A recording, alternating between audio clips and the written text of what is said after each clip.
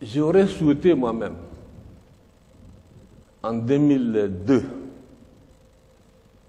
m'arrêter, comme j'avais promis en son temps, au second mandat. Oui. C'est-à-dire, en 2006, je devrais céder, en fait, disons, Il y a 10 ans. au suivant. La guerre a éclaté. Le mercenaire avait attaqué N'Djamena ici, la ville. Le pays était en guerre. Vous comprenez? Mais en 2016, il Attendez, s'il vous plaît.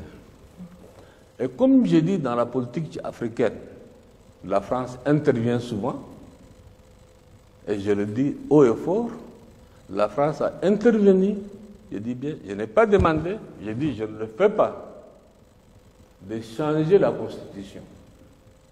Pour l'histoire, je dis bien. Bongo n'est pas là. Bongo père, je dis bien. C'est à Paris. J'ai refusé. Et je n'ai pas fait la campagne.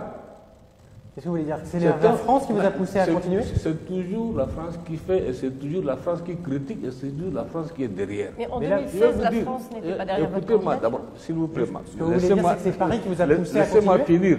Laissez-moi finir. Quand, comment ils appellent le constitutionnaliste qui est venu ici, je ne connais même pas son nom. Je ne connais même pas son nom. Moi, j'ai refusé, j'ai dit je ne change pas. Ils ont passé par leur arcade, puisque l'Afrique, pour la France, il n'y a rien de, comment on appelle, de caché. C'est entre ses mains. Passé par les uns et les autres, ils ont changé la Constitution. Donc, ce que vous dites clairement, ce n'est pas Déby qui a changé la Constitution. ce que vous dites clairement, c'est que c'est Paris qui vous a forcé la main pour rester au pouvoir. J'ai dit que en tant que soldat, j'ai donné ma parole d'honneur en son temps de quitter le pouvoir en 2006. Il y a deux choses qui sont intervenues. La guerre, évidemment. La deuxième, c'est la France. Qui vous a dit de continuer.